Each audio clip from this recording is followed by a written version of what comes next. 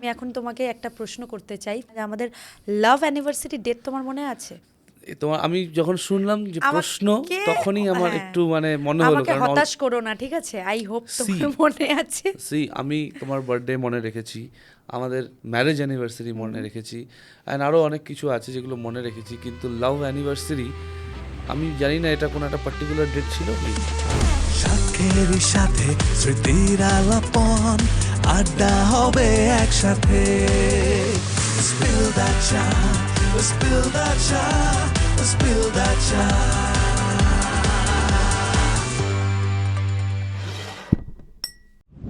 অমিত, তোমার মনে আছে আমাদের সেই ডেটিং ডেজগুলো, যে সময় আমাদের রিলেশনশিপ জাস্ট শুরু হয়েছিল এবং একে অপরকে জানা, সেই আমার জন্য খুব এক্সাইটিং। আমি এখনও যখন মনে করি একা একা বসে থাকলে, তো আমার মুখে একটা হাসি এনে দেয়। তোমার কিছু মনে আছে? হ্যাঁ, নিশ্চয়ই মনে আছে, কারণ ওই সময়গুলো এতটাই স্পেশাল, ভোলা স্বাভাবিক না অবভিয়াসলি। আর অনেক সুন্দর সুন্দর মুহূর্ত ছিল। এক একটা দিনকে আমরা স্মরণ করে এখন মানে অনেক কিছু মেমোরিজ রিকালেক্ট আমরা করতে পারি, কারণ সময়টাই এতটা স্পেশাল। মানে একটা অপেক্ষা করা, কবে দেখা হবে, Yes. এই দিন দেখা হবে এবং ওই দিন আমরা এটা করব ওটা করব, কত প্ল্যানিং ছিল, তাই না? একটা এক্সাইটমেন্ট, সত্যি অনেক ভালো মেমোরি না, যেগুলো হয়তো Definitely. ইভান বড় হলে আমরা ইভানকে ওই গল্পগুলো শোনাবো। শুধু ইভান নয়, আরো অনেককে শোনানো যেতে পারে। ইভানের বিয়ে অবশ্যই। হবে, ইভানের বউ হবে। একদম। বাবা, তুমি তো অনেক দূরের ভাবছো। একটু দূরে চিন্তা করতে হয় মাঝে মাঝে। ও ঠিক আছে, ওকে, একটু সিরিয়াস হওয়ার চেষ্টা করছে। আচ্ছা, বাই দ্য ওয়ে, আমি এখন তোমাকে একটা প্রশ্ন করতে চাই, তোমার মনে আছে কিনা যে আমাদের লাভ অ্যানিভার্সারি ডেট তোমার মনে আছে? তোমার আমি যখন শুনলাম যে প্রশ্ন তখনই আমার একটু মানে মনে হলো, আমাকে কারণ হতাশ করো না, ঠিক আছে? আই হোপ তোমার মনে আছে। আমি তোমার বার্থডে মনে রেখেছি, আমাদের ম্যারেজ অ্যানিভার্সারি মনে রেখেছি, অ্যান্ড আরও অনেক কিছু আছে যেগুলো মনে রেখেছি, কিন্তু লাভ অ্যানিভার্সারি আমি জানি না এটা কোনো একটা পার্টিকুলার ডেট ছিল কি। আচ্ছা, এখন যখন আমি ওকে বলবো না, ও এখন বলবে ও আচ্ছা এই ডেট ছিল। কারণ আচ্ছা, তুমি মজা করছো না, তুমি সিরিয়াসলি মনে নেই? ওয়েল ঠিক আছে, তুমি মনে করো, ও মনে করতে থাকুক। আপনাদেরকে ওয়েলকাম জানাই আমাদের এই এপিসোডে। আপনারা বুঝতেই পেরেছেন এই এপিসোড হচ্ছে আমাদের স্পিল দ্য চার, রিলেশনশিপকে নিয়ে, সম্পর্ককে নিয়ে, যে আমরা এখন সম্পর্ককে কি করে দেখি এবং জেনজি যারা আমরা রয়েছি, যে আমরা রিলেশনশিপকে কি করে এগিয়ে নিয়ে যেতে চাই। এবং এই এপিসোডে আমরা অনেক বেশি কথা বলবো সম্পর্ককে নিয়ে, আমাদের ব্যক্তিগত সময়ের যখন আমরা ডেটিং ফেজে ছিলাম, আমরা কি করে আমাদের সময়কে কাটিয়েছি এবং কি কি করণীয় রয়েছে। সো বলো, ডেট বলো। মনে অ্যাকচুয়ালি নেই, টু বি ভেরি অনেস্ট, কিন্তু আমি মনে রেখেছি আমাদের ম্যারেজ অ্যানিভার্সারি। ঠিক আছে, তোমার বুঝতে বার্থডে পেরেছি। হলো 16th অগস্ট, কিছু মনে আছে? ওকে, লেটস ফরগেট অ্যাবাউট ডেট। ইয়ার মনে আছে? হ্যাঁ, বলো। 2015। ওহ থ্যাংক গড, এটা মনে Yes. আছে। 2015 মনে আছে, বাট 16th অগস্ট এখন মনে করতে পারছি, বিকজ এখন আমার মনে পড়ছে যে ইভেন্টটা কি ছিল, কোথায় মানে আমাদের দেখা হয়েছিল। তো তুমি যদি একটু বলো, আই থিঙ্ক সবার জন্য ওটা অনেক ইন্টারেস্টিং একটা বিষয় হবে। ডেফিনেটলি। আর আমিও চেক করছি হ্যাঁ ওর মনে আছে কিনা।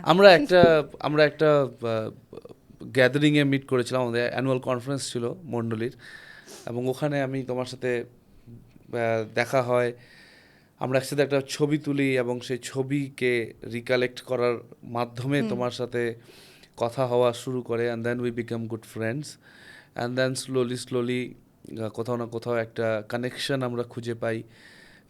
তারপরে আস্তে আস্তে প্রার্থনা করি, and then God answered our prayer, and we decided কি ওকে, এই ব্যক্তি আছে যার সাথে আমি আমার জীবন কাটাতে পারি। সো সেই জন্য বাট আমি মনে করি যে 16 অগস্টে আমাদের মিট হয়েছে, ওটা আমাদের লাভ অ্যানিভার্সারি। এটা কভার দিচ্ছে, ঠিক আছে, বাই দ্য ওয়ে, কিন্তু বেঁচে গেছে কারণ ওর বাকি জিনিসগুলো মনে আছে। ওকে, সো আজকে অমিত আমার কাছে মুড়ির টিনে কিছু মেমোরিজ রয়েছে। আসো আমরা দেখি যে মুড়ির টিনে আজকে কি রয়েছে। আর তুমি এক্সাইটেড দেখার জন্য? ইয়েস, ও ওয়াও, টিনে সবসময় এক্সাইটিং বিষয়, এক্সাইটিং বিষয় বেরিয়ে আসে। ইয়েস।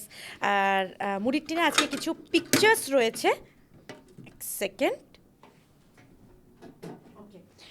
হ্যাঁ, এই পিকচারটা আমার কাছে অনেক ইম্পর্টেন্ট এবং অনেক বেশি গুরুত্বপূর্ণ। তোমার মনে আছে এটা? Yes. এই পিকচার্স কি বলো তো? আমাদের first Valentine day yes, Yes. এটা আমাদের ফার্স্ট ভ্যালেন্টাইন ডে পিকচার্স। আর এটা 10 বছর হয়ে গেছে, কিন্তু এই পিকচারকে আমি অনেক ভালো মতো রেখেছি এবং হয়তো লাইফ টাইম ভালো মতো রাখবো, কারণ এটা আমাদেরকে অনেক কিছু মেমোরি মনে করায় যে যখন আমরা একে অপরকে রিলেশনশিপের জন্য আমরা হ্যাঁ বলি, এবং তারপর ফার্স্ট ভ্যালেন্টাইন ডে অনেক বেশি এক্সাইটিং সবার জন্যই হয়ে থাকে। এবং তারপর এই পিকচারটা অমিত তোমার মনে আছে? Yes, definitely. আমরা বাইরে গিয়েছিলাম, সেই স্পেশাল একটা মিটিং ছিল, ইউথ গ্যাদারিং ছিল কনফারেন্সে, ওখানে আমরা সাইট সিনে ঘুরতে গিয়ে পিকচারটা তুলেছিলাম। হ্যাঁ। I remember. আর এই থার্ড পিকচার যেটা আছে, এটা তোমার জন্য খুবই স্পেশাল দিন এবং আমার জন্যও অবশ্যই। আর আমার সব থেকে বেশি আমার ভালো লাগছে আমার কত লম্বা চুল ছিল দেখো। এই পিকচারটা দেখলে আমার বারবার মনে পড়ে। সো এটা তোমার গ্র্যাজুয়েশন ডের পিকচার না? Special day for me, definitely. আর থ্যাংক ইউ আমার পাশে ওই সময় উপস্থিত থাকার জন্য। My Yes. Pleasure. Okay, so relationship মানে একটা খুব মিষ্টি মধুর একটা বিষয়। আর রিলেশনশিপ মানে আমরা সবসময় জানি যে একটা খুব সুন্দর মেমোরি ক্রিয়েট হয়। এবং কিন্তু অমিত, তোমার কি মনে হয় যে আমাদের সময়ের রিলেশনশিপ এবং এখন জেনজি যারা রয়েছেন তাদের মধ্যে সম্পর্কে কি পরিবর্তন হয়েছে? ওয়েল, যদি আমি আমার লেন্স দিয়ে দেখি, তো আমি একটা জিনিস, আমি ডাইরেক্ট কনক্লুশনে কিছু আসতে চাই না, বাট হ্যাঁ, একটা পার্থক্য তো অনেক রয়েছে। কারণ এখনকার জেনারেশনে যারা রিলেশনশিপে আসছে, যেহেতু আমি অনেকটা সময় কাটাই ইউথদের সাথে, আর ইউথরা আমাকে অনেক বেশি প্রশ্ন করে, তাদের হৃদয়ে অনেক বেশি কিউরিওসিটি রয়েছে, তারা ডিসিশন খুব চটজলদি নিয়ে ফেলে, এবং অনেকগুলো বিষয় রয়েছে যেটা তারা কি বলবো, কনফিউজড আছে অনেকগুলো বিষয়ে। তাদের সিদ্ধান্ত কি নেবে কি নেবে না এগুলো নিয়ে তারা সংঘর্ষ করে। তো ইয়েস, যদি সেই পার্সপেক্টিভে আমি বিষয়টাকে দেখি, একটু না, অনেকটাই আমাদের সময় থেকে এখনকার যে রিলেশনশিপের বিষয়গুলো অনেকটাই একটা পরিবর্তন দিক হয়েছে। আলাদা নিয়েছে। And Soma, do you know, এই পিকচার্সগুলো যতগুলো তুমি এখন দেখালে, কেন এগুলো এত স্পেশাল? তোমার কাছে কোনো আইডিয়া আছে? কারণ এইগুলো কিছু মেমোরি ক্রিয়েট করেছে স্পেশাল দিনে আমাদের। হ্যাঁ, ডেফিনেটলি। কারণ তিনটেই কিছু অকেশনে আমরা তুলেছি। আরেকটা ইম্পর্টেন্ট বিষয় এখানে আছে কি, এই প্রত্যেকটা পিকচারই আমাদের বিয়ের আগের picture. And if you remember কি, আমাদের সম্পর্ক যখন থেকে শুরু হয়েছে, আমরা একটা লং ডিস্টেন্স রিলেশনশিপের মধ্যে ছিলাম ডিফারেন্ট কারণে, এবং আমরা অনেক দিন পর পর দেখা করতাম, রাইট? আমি তোমার, ইফ ইউ ওই রিমেম্বার, জন্য মানে এত এক্সাইটিং ব্যাপারগুলো ছিল, জানো, যে অনেকদিন পর পর দেখা করছি এবং একটা উৎসাহ ছিল। হ্যাঁ, ডেফিনেটলি ওটা তো একটা কারণ আছে। বাট ইফ ইউ রিমেম্বার কি, আমাদের বিবাহর দিনে আমি একটা নাম্বার তোমাকে বলেছিলাম যে কতদিন আমরা পুরো আমাদের 4 years অফ রিলেশনশিপের মধ্যে আমরা দেখা করেছি, কতবার দেখা করেছি। Yes. So anyway, the thing is, যেটা আমি বলতে চাইছি কি, আমাদের একে অপরের প্রতি এই যে ভালো লাগার বিষয়, অ্যান্ড দেন আমরা একে অপরকে যেভাবে আরও আমরা ডেফিনেটলি আমরা একে অপরকে জানতে শুরু করেছিলাম, আমাদের মধ্যে একটা ভালোবাসার সম্পর্ক ছিল, বাট স্টিল একটা বাউন্ডারির মধ্যে আমরা ছিলাম, Yes. রাইট? একটা সার্টেন বাউন্ডারি যেটা তোমার মাথাতেও ছিল, আমার মাথাতেও ছিল, সেটাকে আমরা মেনটেন করেছি। অ্যান্ড আমরা অনেকদিন পর পর দেখা করতাম, যখন একটা এক্সাইটমেন্টের সাথে দেখা করতাম। মানে এই পিকচার্সগুলো খুব সুন্দরভাবে সেই জিনিসটা বলছে। সো আমার মনে হয় সেই সময় ওই বাউন্ডারিগুলো যদি না থাকতো, তাহলে হয়তো আজকে এই মেমোরিজগুলোকে নিয়ে এতটা বেশি আনন্দিত আমরা নাও কি হতাম না, বা এখন আমরা আফটার ম্যারেজ একটা সময় কাটানো হয়তো এত স্পেশাল হতো না আমাদের কাছে। এক্স্যাক্টলি। আর আমার মনে হয় এগুলো অনেক ইম্পর্টেন্ট ছিল, Yes. এবং এটা বেনিফিশিয়াল, রাইট? অনেকটা সুন্দর কি বলবো আউটকাম আমরা এখন ওটাকে উপলব্ধি করতে পারছি। সো অমিত, তোমার কি মনে হয় এখনকার দিনের যে সম্পর্কগুলো রয়েছে সেটা আর আমাদের সময় 10 বছর আগের কিছু কি ডিফারেন্স রয়েছে? কারণ তুমি অনেক ভালো বলতে পারবে, কারণ তুমি যেহেতু ইউথদের সাথে অনেক বেশি সময় কাটাও এবং তারা এখন সম্পর্ককে কিভাবে দেখছে সেটা তুমি বেশি ভালো বুঝতে পারবে। সো কি মনে হয় তোমার? ডেফিনেটলি একটা পার্থক্য এসেছে, কারণ যদি আমি 10 বছর আগের কথা বলি, সেই সময় আমাদের কাছে খুব একটা ফোন অ্যাভেলেবল ছিল না। আর ইন্টারনেটও অতটা বেশি অ্যাভেলেবল ছিল না, কিন্তু এখনকার জেনারেশনের হাতে ফোন আছে, ইন্টারনেট আছে, এবং তার থেকে বেশি ইন্টারনেটে ডিফারেন্ট অ্যাপস রয়েছে, ডেটিং অ্যাপস রয়েছে, যেখানে তারা যে কোনো র্যান্ডম পিপলের সাথে জাস্ট কথা বলতে পারে, চ্যাট করতে পারে, এবং ওখানে তাদের সাথে সম্পর্ক হতে পারে, এবং যদি তাদের পছন্দ না দিয়ে জাস্ট স্কিপ, কেউ জানতে পারছে না কিছু না, অ্যান্ড ওইভাবে তারা কন্টিনিউ করতে পারে। এমনকি তারা দেখাও করে বাইরে। হ্যাঁ, অনেক সময় ওই জিনিসটা কন্টিনিউ হয়। তো ফিজিক্যালি ডিল করতে হচ্ছে না কোনো ব্যক্তিকে। এবং আরেকটা এটার পেছনে কারণ আছে যে অনলাইনে যখন কোনো ব্যক্তি নিজেকে প্রেজেন্ট করছে, ও সবসময় নিজের বেস্টকে দেখানোর চেষ্টা করে, যেটা হয়তো ওর Right. বাস্তবতা না হতে পারে, ওটা ওর বাস্তবতা অন্য, কিন্তু ও দেখানোর চেষ্টা করছে যে আমি খুব নাইস, খুব নাইস, খুব সুন্দর।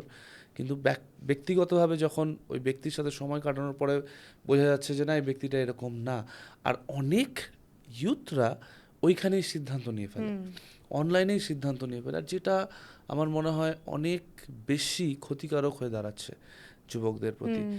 তার সাথে এখনকার জেনারেশনের প্রশ্ন অনেক বেশি। নিজেকে যে একটা স্বচ্ছতার মধ্যে, একটা যে বাউন্ডারির মধ্যে রাখবে, এটার থেকে তারা পেরিয়ে আসছে, তারা রাখতে চাইছে না। যেমন বাউন্ডারিজ নেই এখনকার রিলেশনশিপগুলোতে। একদম, যেমন একটা প্রশ্ন হচ্ছে, কেন বিবাহর প্রয়োজন আছে? রাইট, এই প্রশ্নটা কিন্তু একটু অদ্ভুত। কিন্তু তারা চিন্তা করে না, বিবাহর দরকার নেই, বিবাহ না হলেও আমরা সমস্ত কিছুতে এগোতে পারি।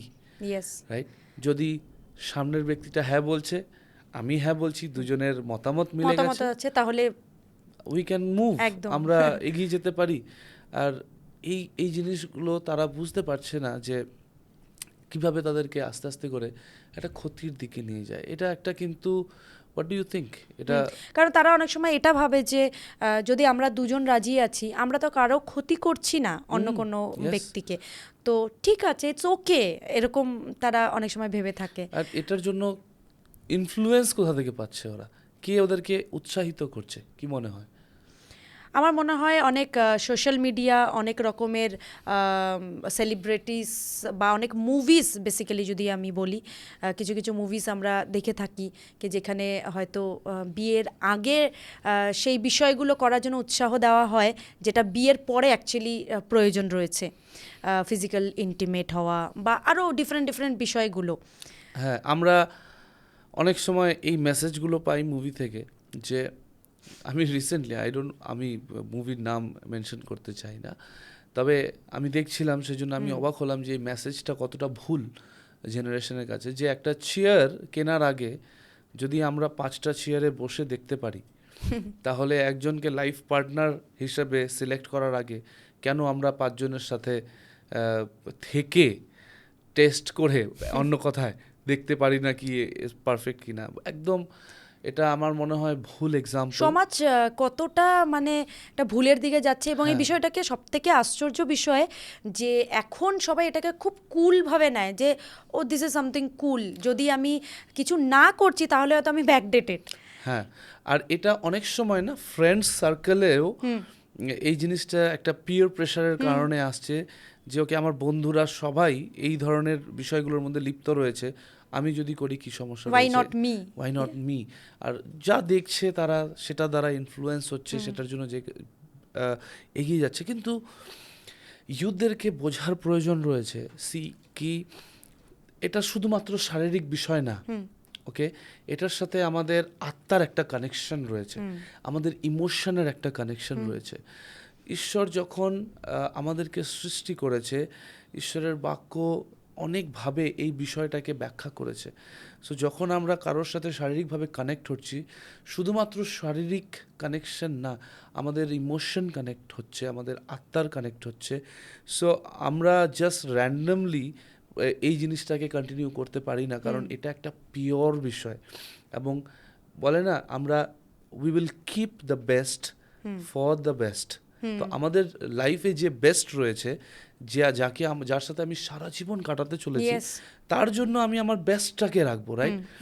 তো এই মেন্টালিটিটা আজকের জেনারেশনে খুব কোথাও একটা হারিয়ে যাচ্ছে, এই বিষয়ে যেন মিসিং হয়ে যাচ্ছে। আর আমার মনে হয়, আমি অনেক জনের সাথে এই বিষয় নিয়ে কথা বলেছি, ব্যক্তিগতভাবে অনেকে চ্যালেঞ্জেস ফেস করছে তাদের সম্পর্কতে।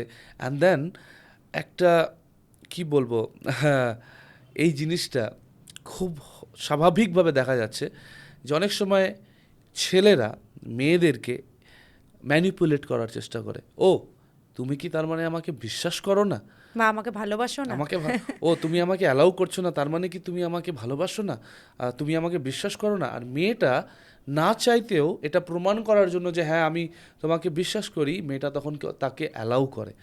আর দেখা যাচ্ছে ওই সম্পর্কগুলো ম্যাক্সিমাম ভেঙে যাচ্ছে তারপরেই।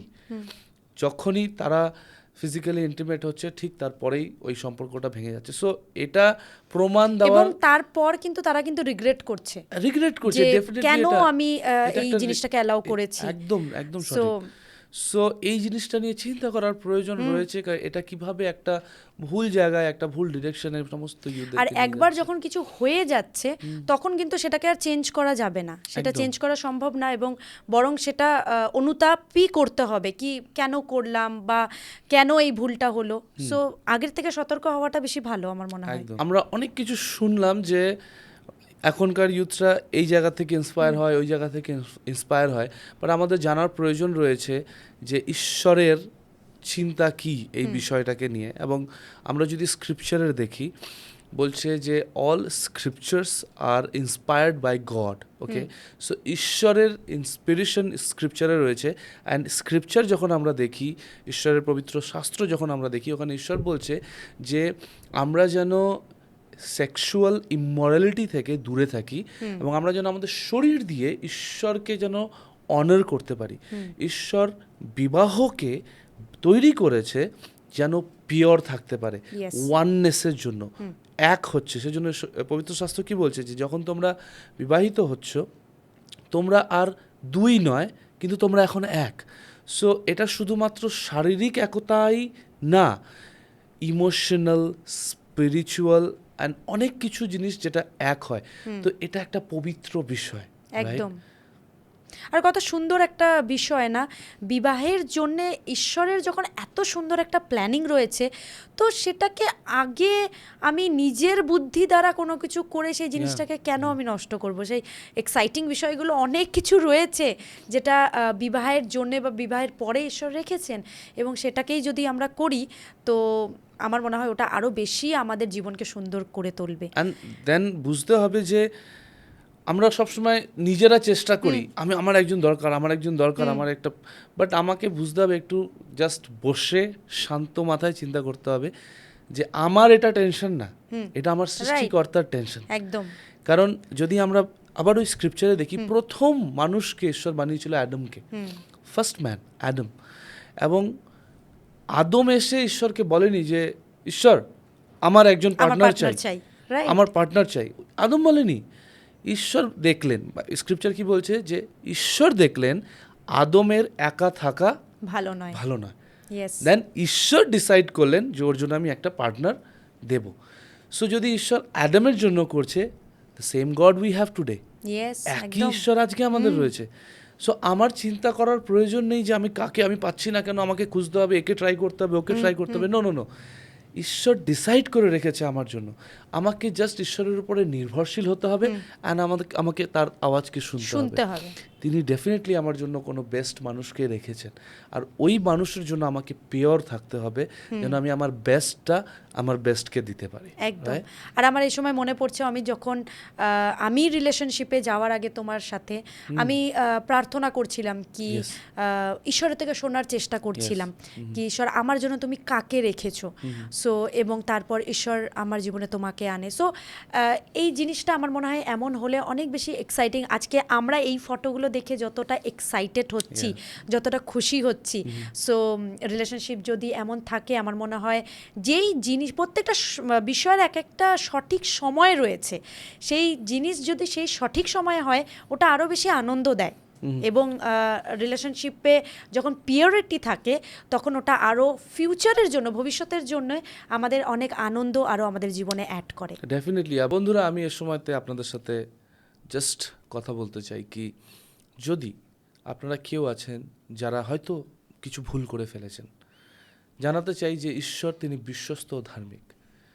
তিনি আপনাকে ক্ষমা করবেন এবং তিনি আপনাকে সেকেন্ড চান্স দেবেন। যদি আপনারা অনেকে রয়েছেন যারা আপনাদের সম্পর্কতে আপনারা বিফল হয়েছেন, ঈশ্বর বিশ্বস্ত ধার্মিক, তিনি আপনাকে আবার, এখনও দেরি হয়নি, আবার আপনি ঈশ্বরের উপর নির্ভর করে সঠিক জায়গায় যেতে পারেন। Yes. অ্যান্ড তার সাথে সাথে অনেকে এখনও রয়েছেন যারা কনফিউজড, নতুন রিলেশনশিপের লাইফ পার্টনারের জন্য অপেক্ষা করছেন। ইয়েস, আমি আপনাদের জন্য প্রার্থনা এই সময়তে করতে চাই। জাস্ট আপনি যদি আমাকে দেখছেন, আমার সাথে একমত হবেন। আমি এই সময়তে আপনাদের জন্য প্রার্থনা করতে চাই। আমাদের স্বর্গের পিতা, যিনি আমাদের সৃষ্টিকর্তা, আমাদের পরিকল্পনা, আমাদের সমস্ত কিছু তোমার হাতে রয়েছে প্রভু। আমি এই সময়তে আমাদের ভিউয়ার্সদের জন্য প্রার্থনা করতে চাই, কেউ যদি এই সময়তে প্রভু তাদের হৃদয় ভগ্ন রয়েছে এবং তারা তোমার কাছ থেকে সাহায্য চাইছে, Lord touch right now and তুমি তাদের জন্য একটা সঠিক কমফর্ট দাও তাদের হৃদয়েতে। তুমি তাদের জন্য সঠিক জায়গায় তাদেরকে আসতে সাহায্য করো। তুমি তাদের পথকে প্রদর্শন করো পিতা, তুমি তাদের পথকে তুমি দেখাও। তুমি তাদেরকে সঠিক জায়গায় আসতে সাহায্য করো, নির্ভর হতে সাহায্য করো তোমার উপরে। অনুগ্রহ করো, তোমার দয়া করো প্রভু, যিশুর নামেতে চাই, আমেন। এই ভিডিও যদি আজকে আপনাদের জন্য হেল্পফুল হয়েছে, অবশ্যই এই ভিডিওকে লাইক করবেন, কমেন্টে আপনাদের মতামতকে জানাবেন এবং যত পারবেন এই ভিডিওকে শেয়ার করবেন, যাতে অন্যরাও তাদের সম্পর্ককে কি করে পিওর রাখবে এবং কি করে লাইফ পার্টনারকে চুজ করবে সেই বিষয়ে জানতে পারে। আবার নেক্সট ভিডিওতে দেখা হবে। বাই। বাই।